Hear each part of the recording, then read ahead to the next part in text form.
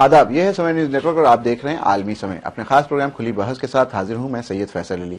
हिंदुस्तान के मुसलमान मुल्क के लिए जीते हैं और मुल्क के लिए ही मरते हैं। वो कभी हिंदुस्तान का बुरा नहीं सोच सकते।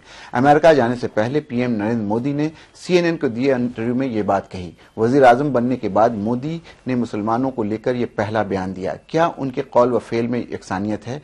क्योंकि एक जानिब बीजेपी के लीडर मुसलमानों के खिलाफ जहर अफशानी करते हैं और दूसरी तरफ पीएम मुसलमानों को हुब्बुल वतनी का सर्टिफिकेट दे रहे हैं। क्या अमेरिका जाने से पहले मोदी का यह बयान सिर्फ उनकी अपनी इमेज बेहतर करने की कोशिश का नतीजा है या फिर सचमुच वो मुल्क के सबसे बड़े अकलियत की फलाह बहबूद के लिए संजीदा हैं? इसी मौजू पर बहस में शिरकत के लिए हमारे साथ स्टूडियो में मौजूद हैं बीजेपी के कौमी तर्जुमान अनिल बलूनी साहब, कांग्रेस के तेज तर्रार लीडर शहजाद पूनावाला और जमीयत उलमाए हिंद के कौमी तर्जुमान मौलाना अब्दुल हमीद नुमानी।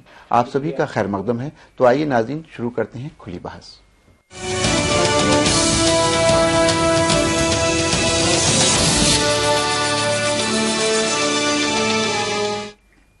मुल्क में ज़िमनी इंतखाबात के नतायज अभी लोगों के मौज़े बहस था कि इसी दरमियान वज़ीर आज़म नरेंद्र मोदी ने एक बैरूनी मुल्क के टीवी चैनल को मुस्लिम मोहब्बत के ऊपर बयान देकर कौमी व बैनुल-अक़वामी सतह पर एक नई बहस को जन्म दे दिया है। हिज़्ब मुखालिफ से लेकर सेकुलर ताकतों ने मोदी के इस बयान के पीछे डैमेज कंट्रोल और सियासी मफाद बताया है। देखिए एक खास रिपोर्ट। मैं समझता हूं कि My understanding is that they are doing injustice towards the Muslims of our country. If anyone thinks Indian Muslims will dance to their tune, they are delusional. Indian Muslims will live for India, they will die for India. They will not want anything bad for India. Narendra Modi के इस बयान के नश्र होते ही सियासी गलियारे से लेकर सड़क तक ये बहस एक बार फिर गर्म हो गई कि क्या ये मोदी का कोई नया गेम प्लान है या वाकई ये मोदी के दिल से निकली आवाज। मुखालिफिन ने साक्षी महाराज और आदित्यनाथ के जहरालूद बयानात को दलील बनाते हुए मोदी की नीयत पर सवाल खड़ा किया। उनके सारे नेता, चाहे आदित्य योगी नाथ हो, साक्षी महाराज हो, सब जिस तरह मुसलमानों के खिलाफ बयान दे रहे हैं, उससे ये नहीं लगता है कि प्रधानमंत्री जो बोल रहे हैं वो सही बोल रहे हैं। तो वहीं मुस्लिम समाज में मुस्बत व मनफी दोनों तरह के मिले जुले असरात देखने को मिले।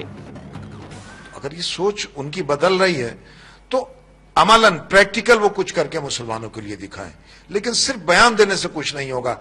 हमें किसी की सनद की जरूरत नहीं, कोई हमें ये कहे कि साहब हम वफादार हैं या नहीं है। ये मुल्क हमारा है और हम इसके वफादार हैं। बीजेपी ने मौके से फायदा उठाते हुए अपने मौजूदा सरबराह के इस बयान को उनके दिल से निकला हुआ सच बताकर कौमी और बैनुल-अक़वामी सतह पर पार्टी और अपने सरबराह की बेहतर छवि पेश करने की कोशिश की।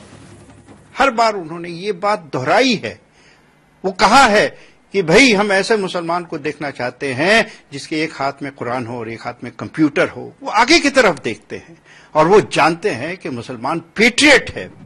सवाल कई हैं, क्या ये मोदी के दिल से निकला हुआ सच है या फिर बीजेपी के दूसरे लीडर्स के जरिए लफ्जिहात या मदरसों पर दिए गए जहरालूद बयानात के माहौल में ज़िमनी इंतखाबात के नतीजों के बाद डैमेज कंट्रोल की कोशिश, या फिर हालिया दिनों में हो रहे अपने UN दौरे के मद्देनजर बैनुल-अक़वामी सतह पर मोदी की अपनी इमेज बिल्डिंग की कोशिश।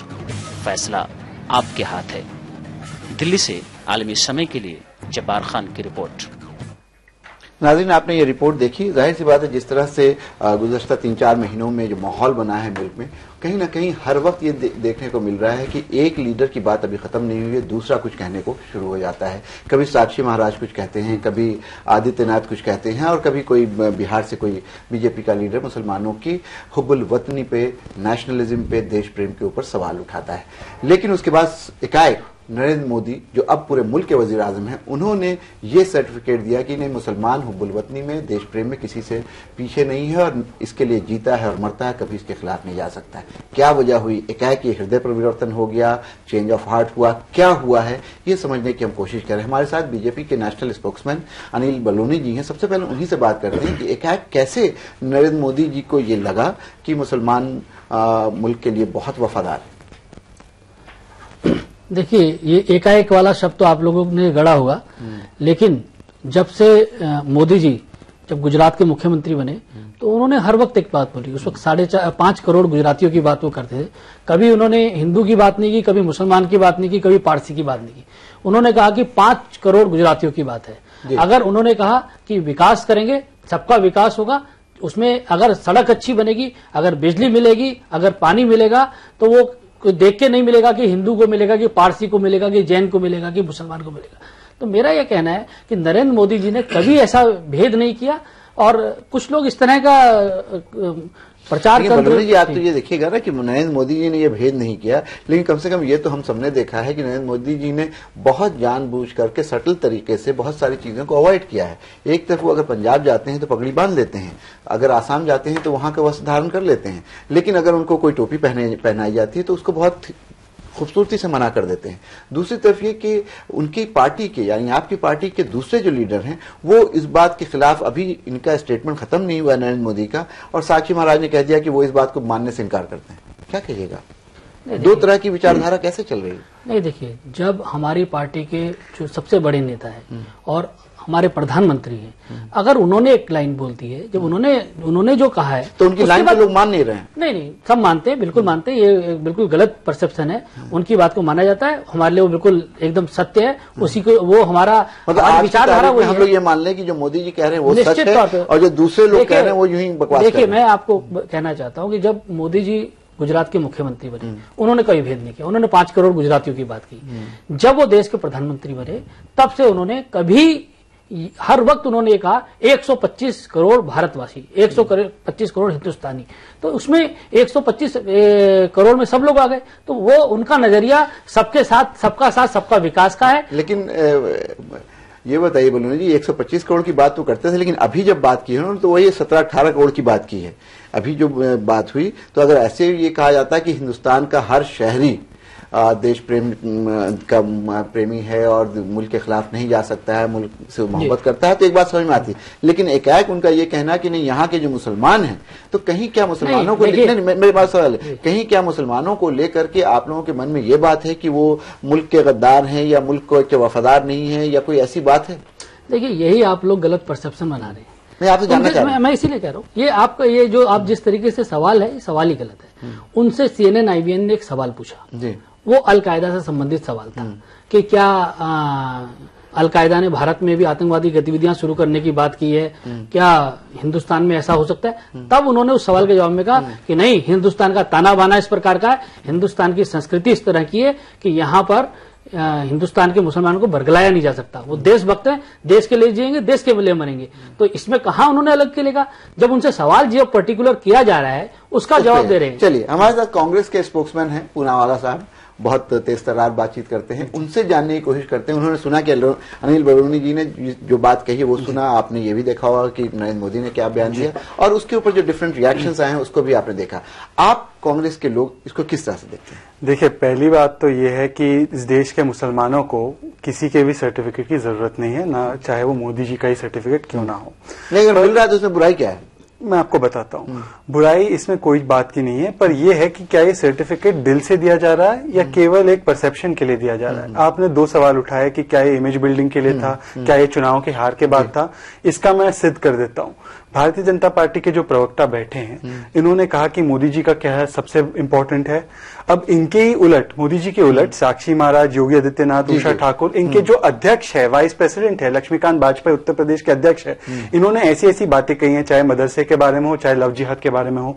मैं इनसे निवेदन करता हूं कि भारतीय जनता पार्टी के अधिकृत स्पोक्सपर्सन होने के नाते पहले तो कहें कि योगी आदित्यनाथ, साक्षी महाराज हमारे MP है, हमारे अध्यक्ष है, फिर भी हम इनका खंडन करते हैं। ये कभी नहीं कहेंगे, ये दोहरी जबान में बात करेंगे। दूसरी बात, आप भारतीय जनता पार्टी मुसलमानों को जो राष्ट्रीय देश प्रेम का सर्टिफिकेट दे रही है, मैं आपको इस बात से अवगत कराना चाहता हूं। मौलाना साहब पिछले डिबेट में मेरे साथ थे, ये जानते हैं इस बात को कि इनके सरसंचालक RSS के सबसे बड़े नेता गोलवालकर जी ने किताब में लिखा है कि देश का मुसलमान और देश का क्रिश्चियन इस देश के लिए सबसे बड़ा खतरनाक और इंटरनल थ्रेट है। बंच ऑफ थॉट्स नामक इस किताब में लिखा गया है। ये RSS की प्रकाशित बुक है। तो ये बैठे बैठे इसका भी खंडन कर ले, आरएसएस का भी खंडन कर ले, जो ऐसी तो आरएसएस की बात को क्यों कहेंगे, ये तो अपनी पार्टी की बात नहीं, मैं इसलिए कहता हूं, मैं इसलिए कह रहा हूं क्योंकि आरएसएस से ही जुड़े हुए हैं मोदी जी। मोदी जी प्रचारक नहीं, एक सेकंड, मोदी जी बहुत प्यार से और प्रेम से और सम्मान से कहते हैं, और कोई भी भारतीय जनता पार्टी का जो कार्यकर्ता है कहता है कि हम आरएसएस की उपज है, हम आरएसएस की देन है, कि आरएसएस इनकी आइडियोलॉजिकल माता नहीं है। बताइए कि आरएसएस की फैमिली से हो सकते हैं, आरएसएस के स्कूल ऑफ थॉट्स हो सकते हैं, लेकिन कोई जरूरी नहीं कि आरएसएस की हर चीज को नहीं, आरएसएस चलिए एक मिनट, एक और बात, आरएसएस को मत मानिए, चलिए आरएसएस से आप दूर कर रहे हो आपके रिलेशनशिप को।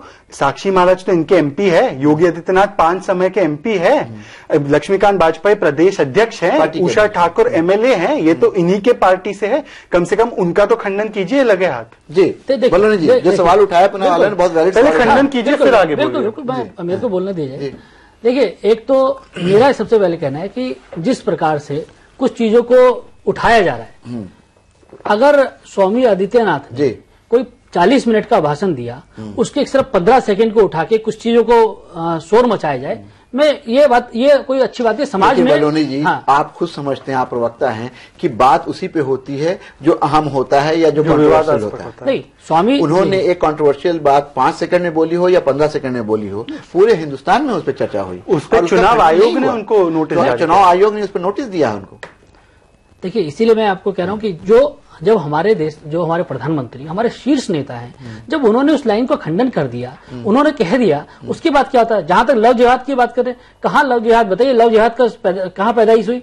हम लोगों ने पैदा किया। हमने बहुत लोग तो कहते हैं कि आपकी पार्टी में पैदा हुआ। नहीं, देखिए आप अनुसंधान कीजिए ना, आप लोग इसमें खोज कीजिए ना, किसने कहा इसके ऊपर लव जिहाद कहां से, केरल से किस प्रकार से पैदा हुआ? मैं इसके बारे में फैक्चुअली बता दूं भाई, बीजेपी के लोगों को ये शायद नहीं पता कि लव जिहाद का, ये सही कह रहे, 2 कोर्टों में मामला गया था, कर्नाटक और केरल। कर्नाटक हाईकोर्ट में जब जिनकी सरकार थी, इनके पुलिस वालों ने, सीआईडी के गुरु प्रसाद नाम के सीआईडी अफसर थे, उन्होंने रिपोर्ट दी कि लव जिहाद नाम की कोई चिड़िया नहीं है, ये वीएचपी आरएसएस के लोग फैला रहे। और केरल में भी जो बयान आया कोर्ट का, ये बयान आया, कोर्ट ने कहा कि ये लव जिहाद शब्द को नहीं इस्तेमाल किया जाना चाहिए। तो क्या बीजेपी लव जिहाद के मामले पर कोर्ट से ऊपर है? और मैं अब भी आपसे पूछ रहा हूं कि योगी आदित्यनाथ ने आपकी पार्टी के लाइन का खंडन किया है, जिसको मोदी जी ने बताया, तो आप उनके खिलाफ क्या कार्रवाई करोगे, वो बता दीजिए जनता को। देखिए, आप ये देखिए कि जो लव जिहाद का शब्द है, वो हमारा कहां से आया? केरल के मुख्यमंत्री ने किया। चलिए, लव जिहाद की बात नहीं करते हैं, लेकिन एक सीधी सी बात यह है कि जिस तरह से मोदी जी ने एक अच्छी बात कही, देखिए मोदी जी ने पूरे समाज को मैसेज दे दिया है,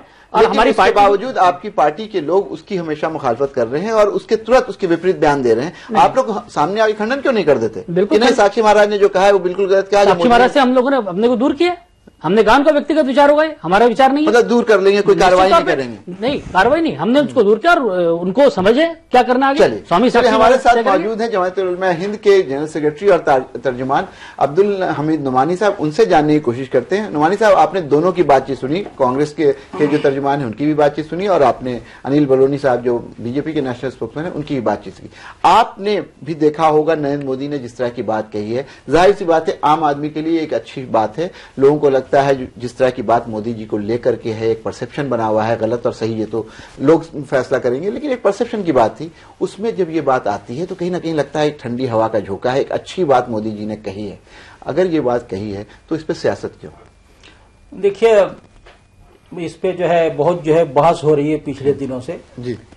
तो मैं मानता हूं चूंकि हम लोगों को सियासत नहीं करनी है, जी। हम लोग किसी सियासी पार्टी से जुड़े हुए नहीं है, तो नरेंद्र मोदी से जो सवाल किया गया था जी, फरीद जकारिया ने जो सवाल किया, उन्होंने जवाब दिया, वो बिल्कुल आप जो है उसको मुस्बत तौर पे देखने की जरूरत है जी। अब जब मोदी जी जो है गुजरात से दिल्ली की तरफ चले तो सोच का तनाजुर जो है और उफुक जो है वो थोड़ा वसी हुआ है जी। तो आप इस तनाजुर में देखिए, आप वो जो है अमेरिका और चीन की जो है इक्तिसादी तरक्की और बढ़ोतरी को देखते हुए वो सोच रहे हैं कि सबको मिला के जो है वो बात की जाए। तो अच्छी बात है ना? हाँ, ये बिल्कुल अच्छी बात है। और इसमें जो लोग सियासत तलाश कर रहे हैं और नियत पे जो है आपको हमला करने का अधिकार नहीं है, हक नहीं है, वो नियत जो है खुदा के हाथ में है। जो उन्होंने बात कही है उसका जो है वो क्या असर पड़ेगा और आने वाले दिनों में क्या नताइज निकलेंगे, इस तनाजुर में देखना चाहिए। लेकिन जो पार्टी के लोग जो है, यकीनी तौर पे नरेंद्र मोदी जो है वो सिर्फ बीजेपी के नहीं है, वो जो है मुल्क के वजीर आजम हैं, तो वो सबके नुमाइंदे हैं। इसको लोग जो है वो सर्टिफिकेट की बात नहीं मानता हूं मैं इसको। ये सर्टिफिकेट नहीं है, एतराफ है और इसका दायरा वसी हुआ है। यानी आपको ये लगता है कि नरेंद्र मोदी की लिखी हुई किताब है, इसीलिए मैं लाया हूं। मैं सोचा कि ये मसला जरूर उठेगा और शहजाद ने उठाया भी। इसमें जितने लोगों का उन्होंने तस्करा किया, तारीफ किया, सब जो है वो संघ के बुनियादी लोग हैं। तो नरेंद्र मोदी जो है उस विचारधारा से, उस नजरिए से अलग नहीं हो सकते। तो ये मुसलमानों की हुब्बुल वतनी का मामला जो है और बात जो है वो कोई नई नहीं है, लेकिन एतराफ करने वाला यकीनी तौर पर नहीं है कि उस हल्के में एतराफ किया गया है जहां आज तक नहीं किया गया था। और जो है छठे पांचवें बाब में जो है बंच ऑफ थॉट में जैसे शहजाद ने हवाला दिया, मैंने वो किताब कई बार पढ़ी है। उन्होंने जो है मुसलमान, क्रिश्चियन और जो है कम्युनिस्ट तीनों को जो है वो दाखिली खतरा बताया है। तो ये एक ऐसे माहौल से जिसके विचारधारा से जुड़े हुए, और ये मोदी ने उन्हीं पे किताब लिखी, उनकी लिखी हुई किताब है ये। तो ऐसे आदमी की तरफ से एतराफ होना एक जो है वो बहुत बड़ी बात है। और मुसलमानों की हुब्बुल वतनी जो है इस हद तक असरअंदाज और बावजन हो गई है कि ऐसे आदमी को भी एतराफ करना पड़ रहा है जहां लोगों को ताज्जुब हो रहा है। लेकिन यह है कि साक्षी महाराज है, आदित्यनाथ योगी है और जो है गिरिराज सिंह जो है और इस तरह के लोग जो है, तोगड़िया, ये लोग अलग अलग लोग नहीं है, सब एक दूसरे से जुड़े हुए हैं।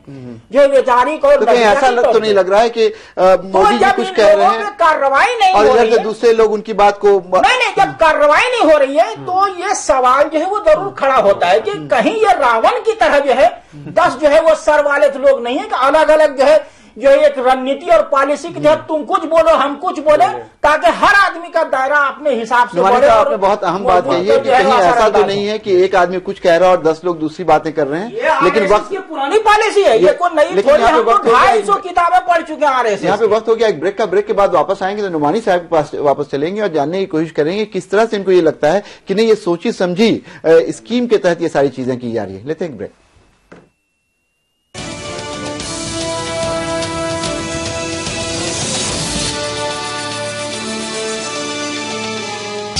आयुर्वेदिक तेल जो बना है 16 खास आयुर्वेदिक तत्वों से, रखे मेरे बालों का ख्याल और बनाए उन्हें लंबा, काला और घना। Kesh King, the king of hair oil.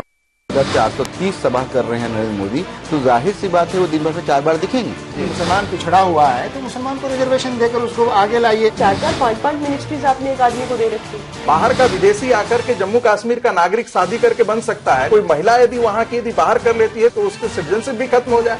मुल्क मिल्लत के मसाइल का अंबार, कौन है इनका जिम्मेदार? सियासी लीडरों के ख्यालात और दानिश्वरों के इफ्कार। देखिए सैयद फैसल अली के साथ खुली बहस हर शनिचर की रात 8 बजे और एतवार की दोपहर 2 बजे, सिर्फ आलमी समय पर। हिंदुस्तान की शान उर्दू का तर्ज बयान, समाज का आईना, हालात का तर्जुमान, आपके मसाइल आपकी जबान, खबरों की समझ, इंसाफ का कारवां। आलमी समय, सच की पहचान।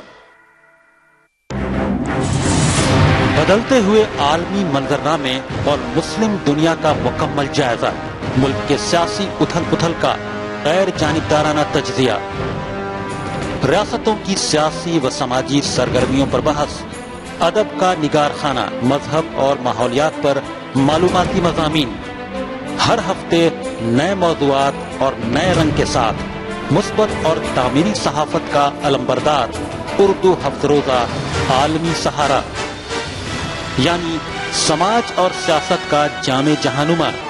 इंटरनेट पर भी कर सकते हैं इसका नजारा। लॉग ऑन करें www.alamisahara.com। हम समय हैं, समय परिवर्तन है, समय संजीवनी है, समय मनुष्य है, वर्तमान है, भविष्य है, मासूम ममता की मीठी सी झपकी है। समय सभी का है, समय तुम्हारा है, हम समय, ये समय हमारा है। रहिए समय के साथ।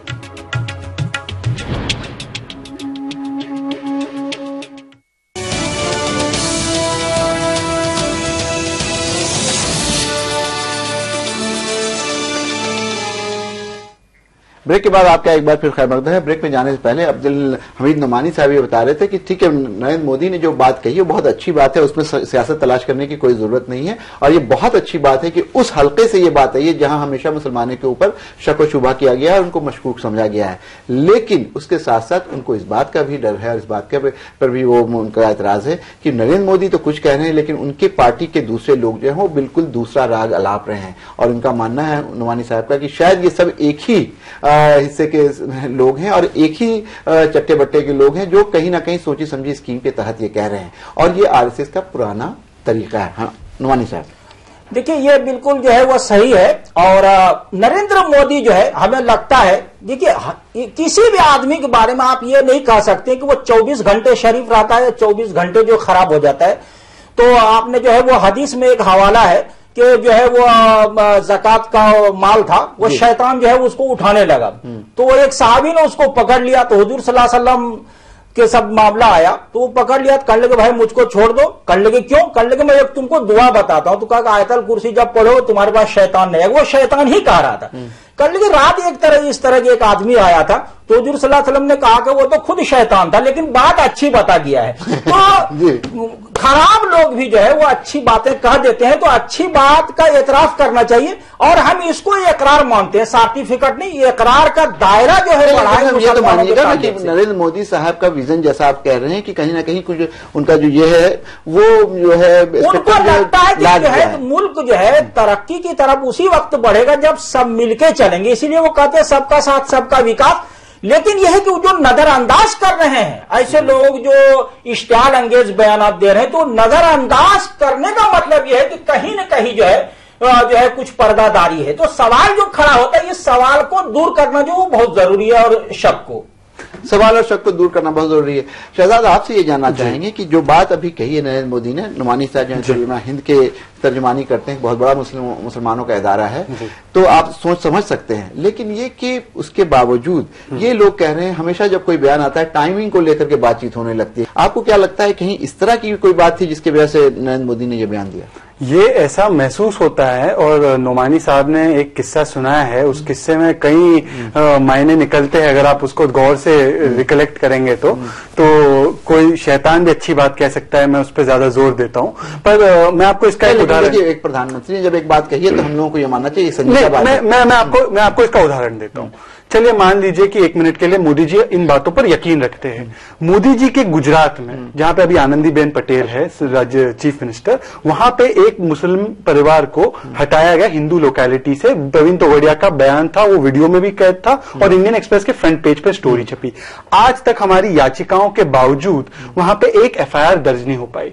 अच्छा होता कि मोदी जी ने जब ये सारी बातें कही तो जो देश प्रेमी लोग हैं इनके साथ ऐसी नाइंसाफी हो। इस बयान का कम से कम इस्तकबाल कीजिए, उनका खैर मकदम कीजिए ना कि एक अच्छा बयान दिया है। मैं कौन होता हूं इसका इस्तकबाल करने वाला? इस्तकबाल तो ये होगा कि जब उसके तहत कार्रवाई भी होगी। The proof of the pudding is in its eating. अगर कोई कार्रवाई भी हो, अगर एक राष्ट्रभक्त मुस्लिम के लिए न्याय के दरवाजे गुजरात में ही खुले ना हो, तो उनकी बात पर क्या पूरे देश के लोग अमल कर सकते हैं? क्या बीजेपी के प्रवक्ता में कह सकते हैं कि कल हम गुजरात में इनके खिलाफ एफआईआर करेंगे प्रवीण तोगड़िया के खिलाफ, या हमें सबूत देते हम भी इनके शागिर्द बन जाए? बलूनी जी, आप सुन रहे हैं कि जिस तरह की बात हो रही है, प्रवीण तोगाड़िया ने, आपको मालूम उसकी क्लिपिंग भी चली है बहुत सारी, कि वो किस तरह से कह रहे हैं कि मुस्लिम इलाके से मुसलमानों को निकाला जाए, घरों से हिंदू इलाकों से मुसलमानों को निकाला जाए।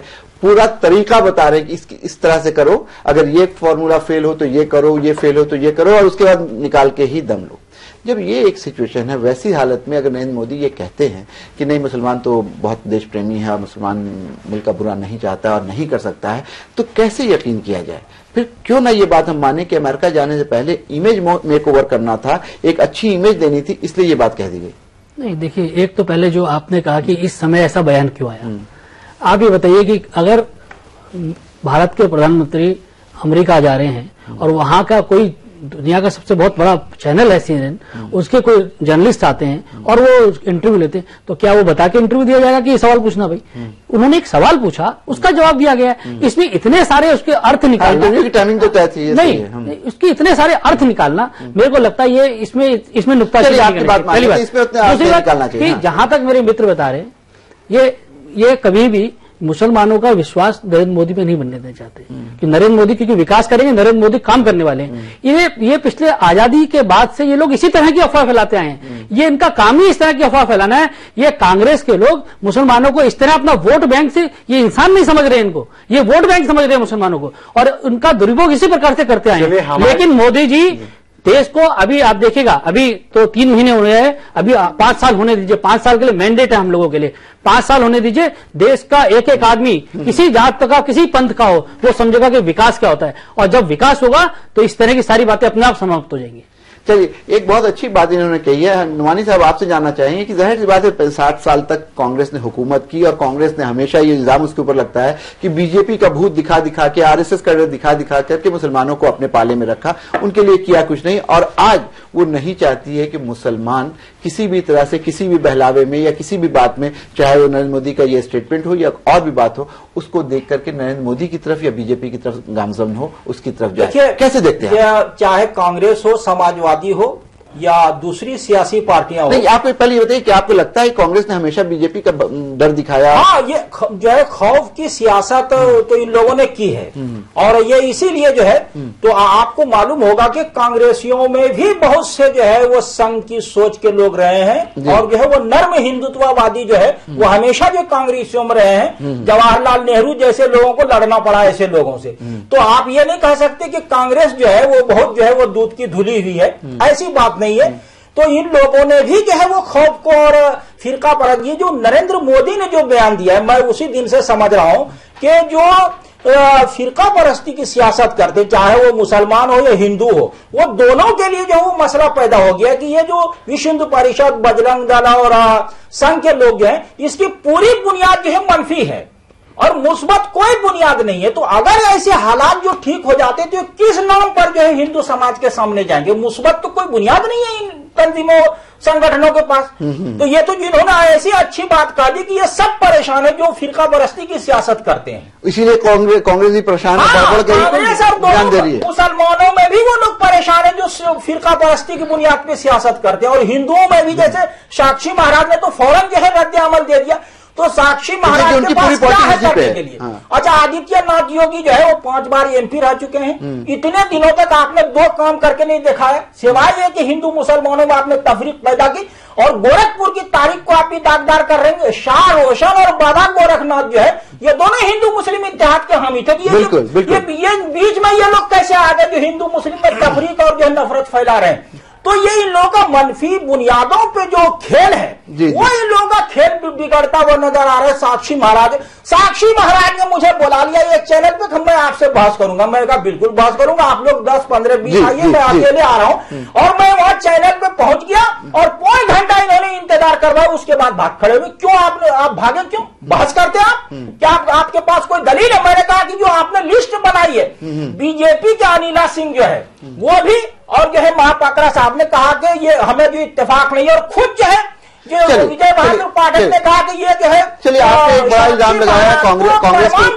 कांग्रेस के ऊपर, और ये जिस दिन से नरेंद्र मोदी का ये बयान आया उस दिन से ये देख रहे हैं कि जो सेकुलर सियासत करने वाले लोग हैं, जिसकी जो जाहिर सी बात है कि लीडरशिप कांग्रेस के पास है, वो लोग बड़े परेशान हैं कि भाई क्या कह दिया नरेंद्र मोदी ने, अब तो बड़ा मसला हो गया। और उसका एक के बाद एक, चाहे कांग्रेस के लोग हों, चाहे समाजवादी पार्टी के लोग हों, चाहे दूसरी पार्टी हो, वो बयान दे रहे हैं। क्या मुश्किल है शहजाद? तो अगर आप फैसल भाई ये देखिए कि एक केस जो है आदित्यनाथ योगी के खिलाफ 7 साल पहले एफआईआर दर्ज जो है गोरखपुर में, आज तक जो है मुलायम सिंह ने कोई कार्रवाई नहीं की, इंक्वायरी नहीं करवाया, 7 साल हो गए। तो ये तो भय की और फिरका परस्ती की राजनीति ये भी करते हैं। की और फिरका परस्ती की राजनीति करने का कांग्रेस के ऊपर पुराना इल्जाम है। आपके पास मुसलमानों को दिखाने के लिए कुछ नहीं कि मैंने आपके लिए ये किया है। जब कोई बात होती है तो आप कहते हैं कि देखिए अगर मुझे वोट नहीं दिया, अगर हम हार गए तो वो आ जाएंगे।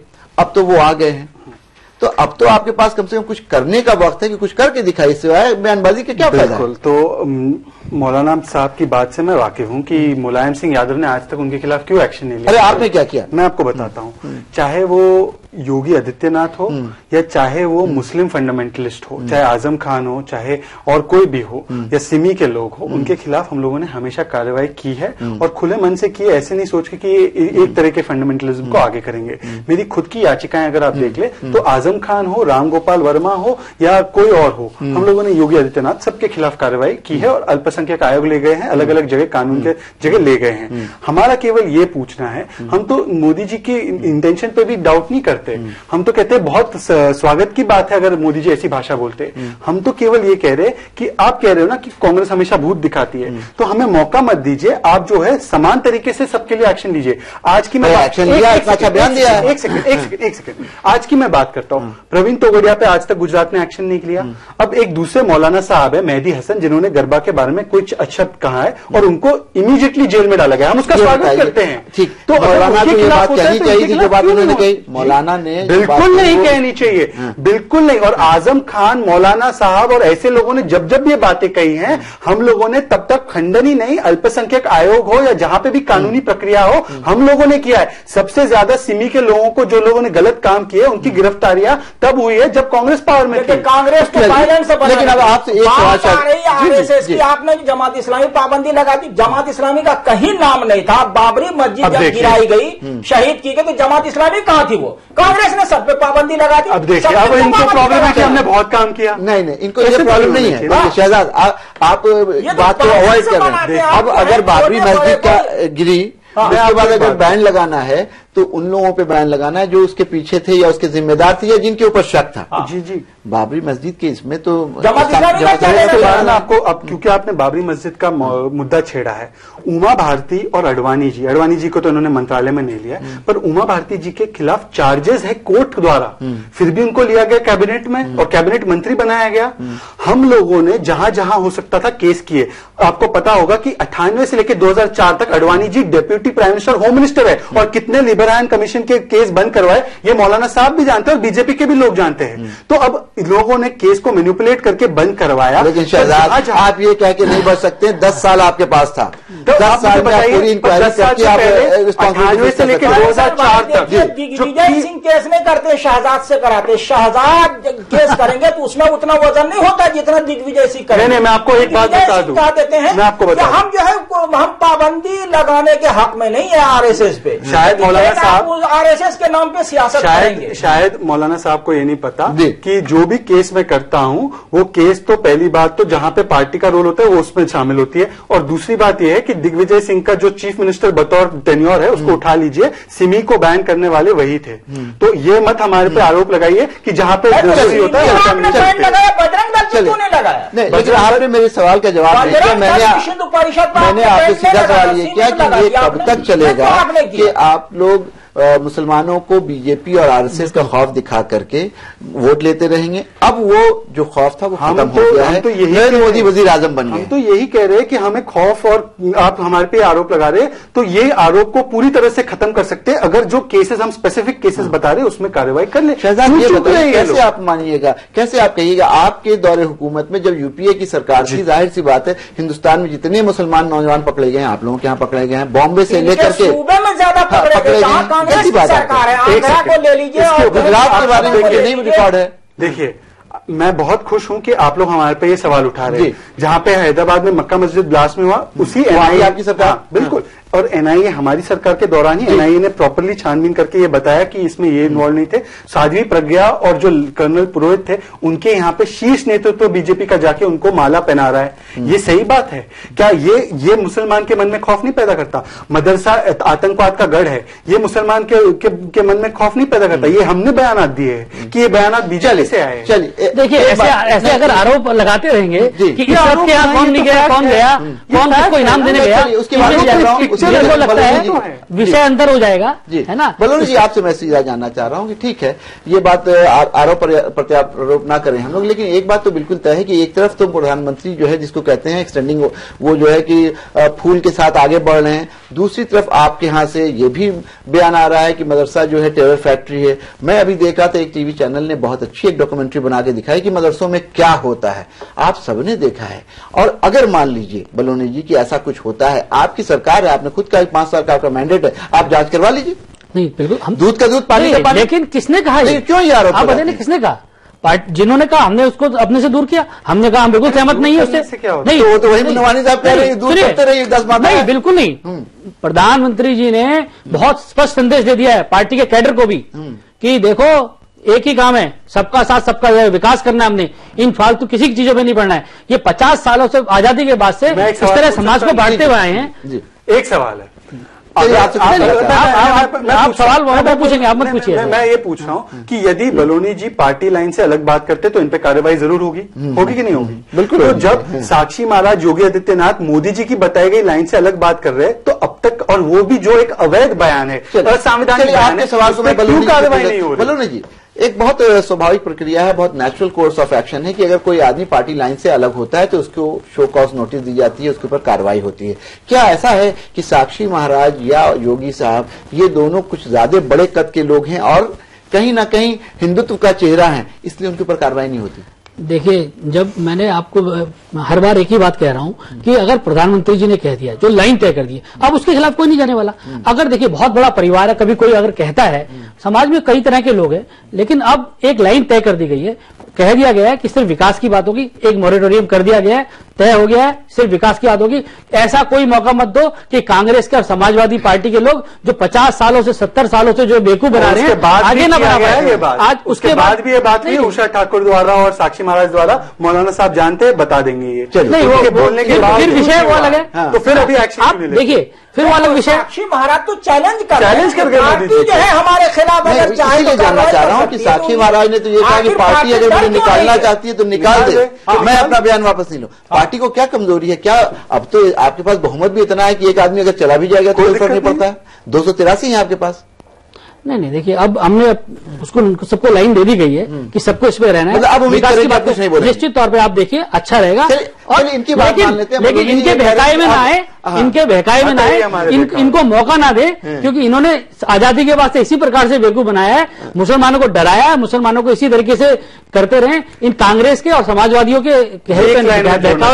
एक लाइन में जोड़ना चाहूंगा, ये बार बार कहते हैं 60 साल से हम लोगों को बहका रहे हैं। अगर हम बहका रहे थे तो लोग 60 साल से इतने बुद्धू थे कि वो हमें बार बार वोट कर रहे थे। कहीं ना कहीं ये भी इनको एग्जामिन करना चाहिए कि लोग समझ गए इस बार, इसलिए वोट नहीं दिया इस बार। एक सेकंड मेरे भाई, तो अगर ये इनको थोड़ा सा अहंकार छोड़ के ये भी सोचना चाहिए कि बार बार अगर 60 सालों से लोगों ने इनको रिजेक्ट किया है तो इसके भी पीछे एक कारण है और इसके भी पीछे एक रहस्य है, और इसको बार बार लोगों की जो इंटेलेक्ट है इस पे सवाल निशान उठाना ठीक नहीं है। उन्होंने भी सोच समझ के हमें वोट दिया और आपको भी सोच समझ के वोट दिया। आपको अगर चाहिए कि आगे भी करें, लेकिन देश के मुसलमान जरूर एक बार आत्मविश्लेषण करें, एक बार करें कि जो आजादी के बाद से कांग्रेस ने क्या किया, उनके विकास के लिए क्या किया, कहां लेके गए। ब्रेक के बाद हम समाज को हिंदू मुस्लिम के हिसाब से नहीं देखते हैं।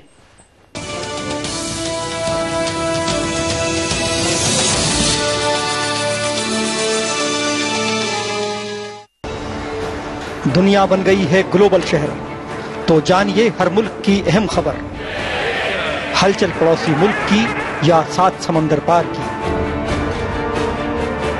हालात मुस्लिम ममालिक के या करवट आलमी बाजार की। देखिए आईने आलम रोजाना रात 9 बजे सिर्फ आलमी समय पर।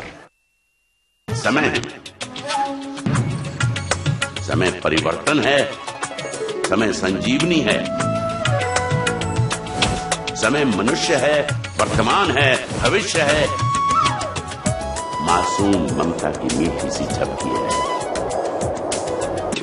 समय सभी का है, समय तुम्हारा है, हम समय, ये समय हमारा है, रहिए समय के साथ।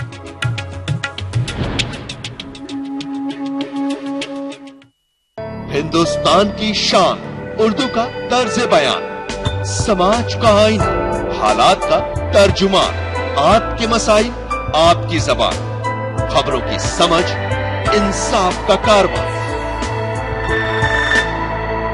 आलमी समय, सच की पहचान।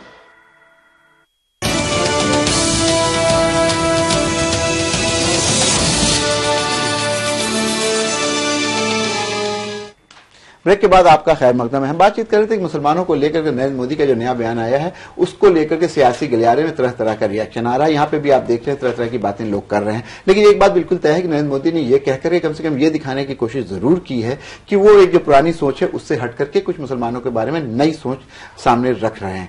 ये कितनी मनफी है, कितनी इसमें हकीकत है, कितनी इसमें संजीदगी है, ये तो आने वाला वक्त बताएगा। लेकिन एक चीज और है जिसको लेकर बातचीत नहीं होती है कि हमेशा दहशतगर्दी और इश्तियाल अंगेजी को लेकर जब बात होती है तो ये कहा जाता है कि हिंदुस्तान में भी अलकायदा आ रहा है, हिंदुस्तान में ISIS आ रहे हैं, लेकिन हिंदुस्तान में कम से कम अगर आजादी के बाद की हिस्ट्री देखें तो इस तरह की किसी भी दहशतगर्द तंजीम के साथ मुसलमानों का कोई लेना देना नहीं है। किसी भी दहशतगर्द तंजीम, चाहे वो अलकायदा हो, चाहे लश्कर तैयबा हो या कुछ, इसमें कभी कोई मुसलमान शामिल या उसमें मुलविस नहीं पाया गया है हतमी तौर पे। मौलाना साहब, आपसे ये जानना चाहेंगे कि ये बात बिल्कुल आया है, बिल्कुल क्रिस्टल क्लियर जिसको कहते हैं कि ऐसा कुछ नहीं है हिंदुस्तान में, और जो थोड़ी बहुत चीजें कश्मीर के हवाले से होती रहती हैं वो एक बिल्कुल ही मुख्तलिफ मुद्दा है। हिंदुस्तान का मुसलमान अमन व अमान के साथ रहता है, तो बार बार इस पे बातचीत क्यों होती है कि नहीं मुसलमान अलकायदा में नहीं जाने वाला है, नहीं अलकायदा। वो असल जो फरीद जकरिया ने जो सवाल किया था उसका जवाब पहले भी बातचीत हाँ, उसका जवाब यही हो सकता था जो है नरेंद्र मोदी ने दिया है। और ये आप देखेंगे कि यहाँ की जो एजेंसियां हैं कई बार जो है सिर्फ जो है वो शुबे की बुनियाद पे बहुत जो है मुस्लिम नौजवानों को पकड़ के और जो है वो जेल में बंद कर दिया। 10 साल, 12 साल, 19 साल मुतासिब हैं या कि तो हमें लगता है कि नरेंद्र मोदी चूंकि पहले दूर थे वो गुजरात में, अब जो सेंट्रल में है वजीर आजम है, तो उनको लगा होगा कि एजेंसियों में कैसे कैसे जो है वो शरीफ लोग हैं कि अच्छे लोगों को ये फंसा के बंद कर देते हैं। तो मैं मानता हूं कि नरेंद्र मोदी ने जो शुबे की एक जो दीवार खड़ी हो रही थी, ये कहा के कि जो है मुसलमान उसमें नहीं आ सकते हैं, ये जो वहां लोग हैं करीब में उस दीवार को मुनहदिम करने का काम किया है मेरे हिसाब से। यानी आपको लगता है कि जो लोग हसास अदारे में बैठे हैं, इंटेलिजेंस उनको लगा होगा कि उनको एक मैसेज देने की कोशिश की गई है। गड़बड़ करने वालों पे नजर यकीनी तौर पे मोदी जी की है। उन्होंने सोचा होगा कि इस तरह जो है मामले को खराब करेंगे, तो उन्होंने इस संदेह की दीवार को तोड़ने का काम किया है इस बयान से। मैं एक वाक्य बताना चाहता हूं कि इनके जो नेशनल सिक्योरिटी एडवाइजर बना है अजीत डोवाल, शायद ये जानते होंगे, IB के हेड भी रहते थे। इनका सबसे बुरा रेपुटेशन रहा है इस मामले में, क्योंकि ये एक बार ये पार्लियामेंट्री कमेटी को प्रेजेंटेशन दे रहे थे टेररिज्म पे, तो केवल वो मुसलमान लगाए रखे थे। तो वहां के MPs और उन्होंने स्टेटिस्टिक्स के साथ उनको बताया कि नक्सलाइट और सिख और बाकी के जो टेररिस्ट एक्टिविटीज है अलग अलग तरह के, वो तो कहीं ज्यादा है जिसमें केवल इस्लामिक एजेंडा हो। तो अजीत डोवाल को उस समय चुप कराया गया था। अब अगर मोदी जी इंटेलिजेंस एजेंसीज के मन में और पुलिस के मन में इसको ठीक करवाना चाहते तो अजीत डोवाल नामक ऐसे व्यक्ति को लेना सबसे बड़ी गलती की मुद्दा उठाया है। शहजाद भाई बहुत ज्ञानी आदमी है, यकीनी तौर पर शहजाद भाई बहुत ज्ञानी आदमी है। ये NSA के अंदर की मीटिंग की डिटेल बता सकते हैं? नहीं, पार्लियामेंट्री कमेटी की मीटिंग करने वाली बात है। और सवाल आगे बढ़ रहा है, वो सवाल मुसलसल आगे बढ़ रहा है कि एक तरफ ये और एक तरफ ये, वो अच्छी बात है, लेकिन ये है कि गलत नहीं। लेकिन जैसे अजीत डोवाल साहब को लेकर के जाहिर सी बात आप भी जानते हैं, आपकी पब्लिक लाइफ में रहे कि अजीत डोवाल को लेकर के लोगों में एक फिक्र है, अजीत डोवाल के काम करने के तरीके को लेकर के मुसलमानों में एक परेशानी है उनके पीरियड में, जिस तरह यही विरोधाभास तजाद है कि एक तरफ साक्षी महाराज है जो कुछ कह रहे हैं और एक तरफ नरेंद्र मोदी है, एक तरफ जो है अजीत डोवाल साहब है और दूसरी तरफ ये है।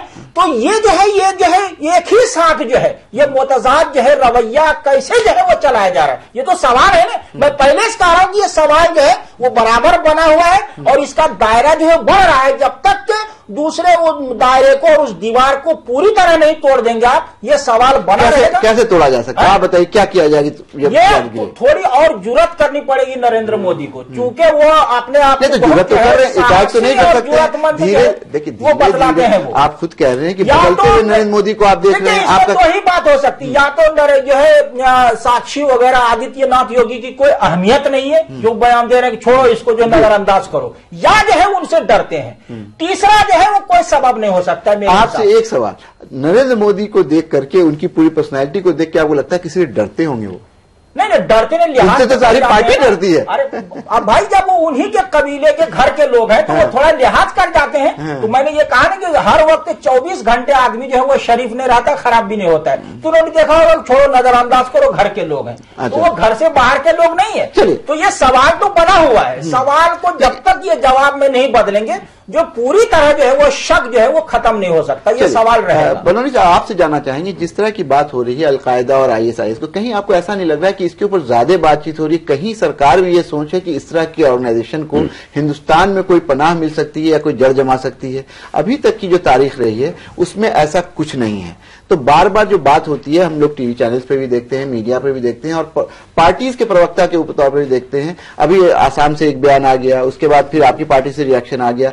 तो कहीं ना कहीं जानबूझ करके कोई ऐसी कोशिश तो नहीं की जा रही कि मुसलमानों को किसी तरह से अलकायदा और ISIS के साथ दिखाओ? नहीं, देखिए, जब ये बयान आया था अल-जवाहिरी का, जब बयान आया था अलकायदा के, उसमें इंडिया नहीं कहा था, इंडियन सब कॉन्टिनेंट कहा था। देखिए, नहीं, भारतीय देखिए, जब उनका बयान आया तो उन्होंने, मेरे को ऐसा लगता है उनकी उस वक्त चर्चा भी काफी हुई कि इनकी अंदरूनी राजनीति है अलकायदा की और ISIS की, और दूसरा अलकायदा एक हाशिए पे जा रहा है। अल-जवाहिरी भी बहुत बुजुर्ग हो गए हैं, काम करने में भी सक्षम नहीं है। तो मुझको लगता है कि उन्होंने अपने आप को जिंदा रखने के लिए, अलकायदा का नाम जिंदा रखने के लिए इस तरह का बयान दिया। हम लोगों को भी चाहिए संयम बरते, उसका पैनिक नहीं करे, उस पर कोई इस तरह का शोर नहीं मचाना चाहिए, और उस पर कोई घबराने की जरूरत है। भारत का, जो मोदी जी ने कहा कि हिंदुस्तान के मुसलमान के बारे में, हमारा ताना बाना इतना मजबूत है, हमारे यहाँ इस तरह की कोई गतिविधि के लिए कोई जगह नहीं। ताना बाना बहुत मजबूत है, बिल्कुल। दिक्कत तो यही हो रही है ना हमें। शहजाद अच्छी बात कही है। शहजाद ने बहुत अहम सवाल उठाया। वजीर आजम कह चुके हैं कि सबसे बड़ा दाखिली खतरा जो है वो नक्सली तहरीक है और नक्सली लोग हैं जी। उस पर आप गौर नहीं करते हैं। आप कह रहे हैं कि जो है इसी सवाल को जानना चाह रहा हूँ कि बलोनी साहब, खतरा है। ये बात एक बार नहीं, एक बार अजीत डोभाल के पीरियड से लेकर के अभी तक, यूपीए के अंतिम दिनों तक, और यहाँ तक कि खुद मोदी जी भी इलेक्शन से पहले कहते रहे कि देश की आंतरिक सुरक्षा के लिए जो सबसे बड़ा इशू है वो नक्सल मूवमेंट है। लेकिन अभी जब सरकार आई है और जब बातचीत हो रही है तो नक्सल मूवमेंट पर कोई बात नहीं हो रही है। कभी अलकायदा निकल जाता है, कहीं मुस्लिम दहशतगर्दी निकल जाती है। तो क्या ये नहीं लगा कहीं हम लोग देश की सुरक्षा के साथ भी 4-5 आदमी नक्सलियों मुसलमान भेज दीजिए, देखिए बहस शुरू हो जाएगी। जबरदस्त आता है। बिल्कुल, ये बहस कौन करता है? नहीं, तो ये सुरक्षा के साथ खिलवाड़ हो रहा है। देखिए कि जो रियल इश्यू है उस पर बात नहीं कर रहे। नहीं, मैं इसीलिए कह रहा हूँ, ये देखिए इसमें मीडिया का भी बहुत बड़ा रोल है। आप लोग मीडिया नहीं, देखिए अभी अलकायदा का बयान आया, जो हो रहा है वो देखा है।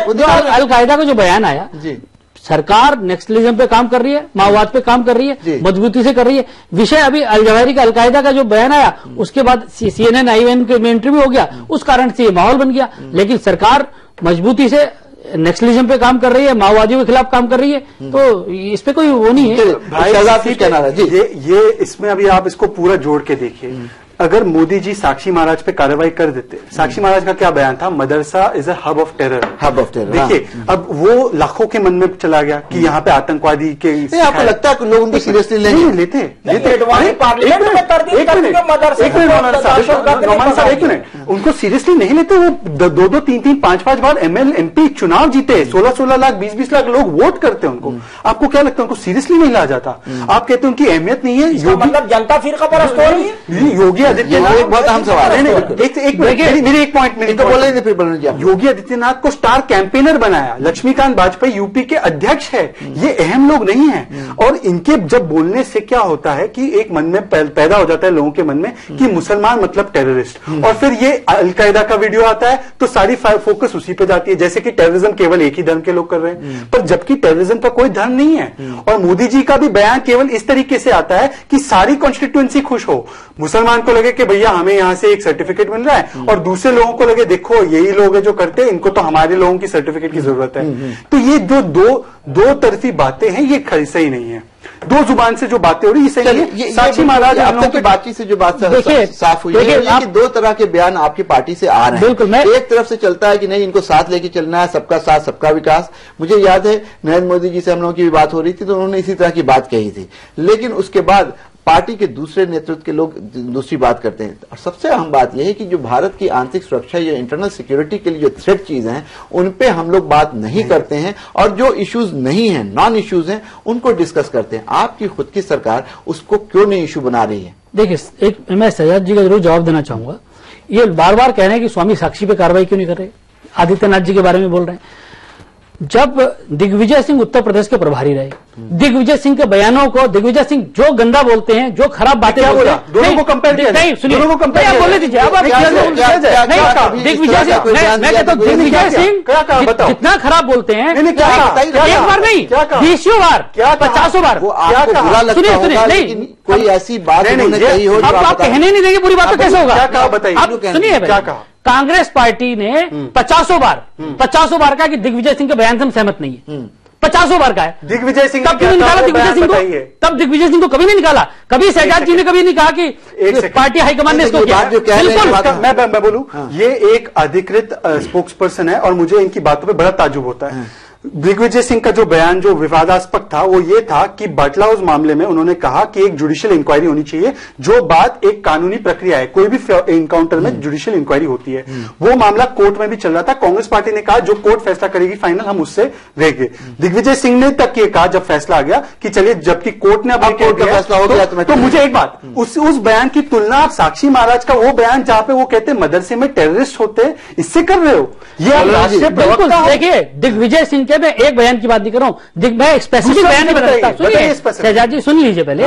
दिग्विजय सिंह ने एक बार नहीं 50 बार विश्व खुला है। दूसरा विश्व खुलने की फैक्ट्री है दिग्विजय सिंह। ऐसा कोई बयान दिग्विजय सिंह का पार्टी ने, इससे सांप्रदायिक नहीं, सांप्रदायिक नहीं, आप समझ नहीं रहे बात को। मैं ये कहना चाह रहा हूं कि दिग्विजय सिंह से कांग्रेस पार्टी ने 20 बार दूर देता हूं मैं, क्यों नहीं कहा इन्होंने कार्रवाई की? कई बयान से किनारा किया है। कोई बयान साक्षी महाराज बैठ जा रहे हैं, कभी दिग्विजय सिंह को निकालने की बात नहीं की। सिंह के जितने बयान आते हैं सब जो है आरएसएस और जो है बजरंग दल और बीजेपी के ताल्लुक से। उन्होंने जो है जो संप्रदाय को लेके जो है, फिरकों को लेके जो है, या देश में जो इस तरह की कोई नफरत फैले, ऐसा जो कुछ नहीं है। वो ये उन्होंने ऐसा कोई बयान नहीं, मैंने यही नहीं कहा है। मैंने कहा कि दिग्विजय सिंह के बयानों से कांग्रेस ने अपने को बहुत दूर किया। इसका जवाब मौलाना साहब, मैं इसका जवाब, इसलिए कांग्रेस पार्टी ने उनके जो पार्टी लाइन से थोड़े अलग बयान उसके ऊपर कार्रवाई नहीं की है, क्योंकि ना वो अवैध है ना वो असंवैधानिक है। आपके साक्षी महाराज एमपी है, आपके योगी आदित्यनाथ एमपी, आपके यूपी के प्रभारी है, सारा चुनाव लड़ा रहे हैं। तो मैं आपको बोल रहा हूँ, असंवैधानिक और अवैध बात करना और उस पर कार्रवाई नहीं करना और नजरअंदाज करना एक अलग चीज है। तो राहुल गांधी भी बस उठा देते हैं सवाल कि राहुल गांधी इनकम्पिटेंट है। आप मुझे बात कीजिए, देखिए वो एक अलग कहीं ना कहीं उनके कोई कंट्रोल नहीं है। हमको उससे देश नहीं टूटता है, उससे नफरत नहीं फैलती है।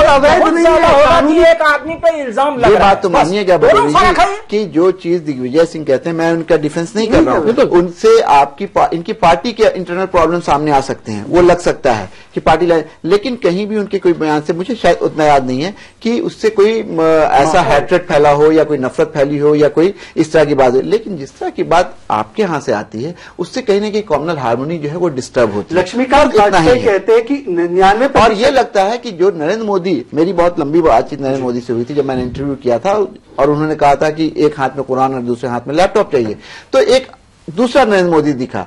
आज जो बात उन्होंने कही है उससे भी लग रहा है कि नरेंद्र मोदी का कहीं ना कहीं जो सोच है वो थोड़ी फैली है और थोड़ा वो पूरे मुल्क के बारे में सोच रहे हैं। लेकिन प्रॉब्लम ये हो रहा है कि उनके इर्द गिर्द के लोग जिस तरह का बयान दे रहे हैं तो उनके ऊपर भी शक हो रहा है कि ये कुछ कह रहे हैं, इनके पीछे के लोग कुछ कह रहे हैं। किस पर भरोसा करेगा? जनता बड़ी देश के लोगों को, 125 करोड़ लोगों को, इसमें मुसलमान भी शामिल है, इसमें सिख भी शामिल है, सब लोगों को कहना चाहते हैं कि नरेंद्र मोदी की जो सरकार है वो सबका विकास करेगी, सबको ठीक से करेगी, किसी के साथ भेदभाव नहीं करेगी।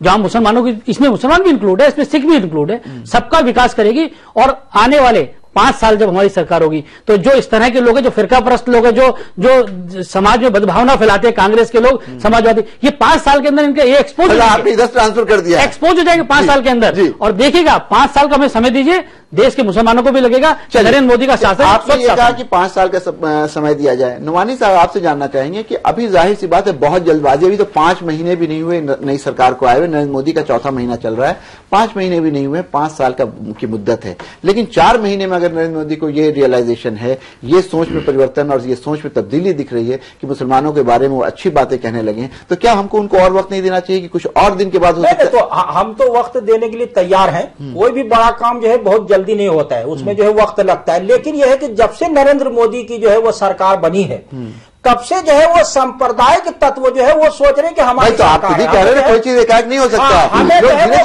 कुछ नहीं कर सकता है। नुमानी साहब, लोग इनके भी धीरे धीरे समझेंगे। ये 3 किताबें एक साथ आई है, मैं तो जगह नहीं थी और लाता मैं, ये अभी इन लोगों ने छापी है, एक नई चीजें जो है। किसी की किताब छपने से नरेंद्र मोदी का क्या लेना देना है? सरगर्मी जो है ये इनके लोग, ये जो है मोहन भागवत ने इसका आप भी छापिए ना किताब किया है, किताब छापने इसको रोक रहा है। किताबों पर चलेंगे देश नहीं चल पाएगा, किताबों के ऊपर छूत ऊंच नीच और जो है जातों की और जात पात की तकसीम, ये सब मुस्लिम हुक्मरानों मुसलमानों ने ये किया, ये नई बात ये लोग कह रहे हैं।